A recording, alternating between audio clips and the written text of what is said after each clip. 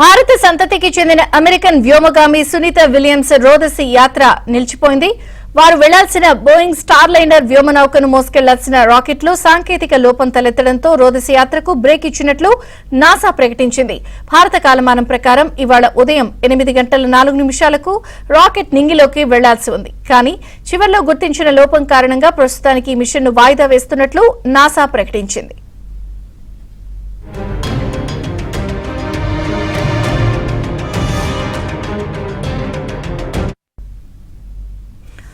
రాకెట్లోని oxygen relief valve పనితీరు అసాధారణంగా ఉన్నట్లు గుర్తించామని తెలిపింది.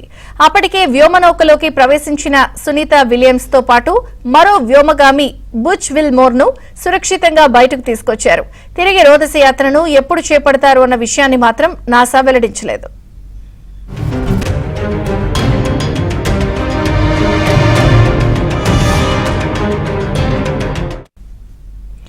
కాగా మిషన్ పైలట్ గా వ్యవహరించాల్సిన సునీతకు ఇది 3వ అంతరిక్ష యాత్ర. గతంలో ఆమె 2006, 2012లో రోదసిలోకి వెళ్లారు.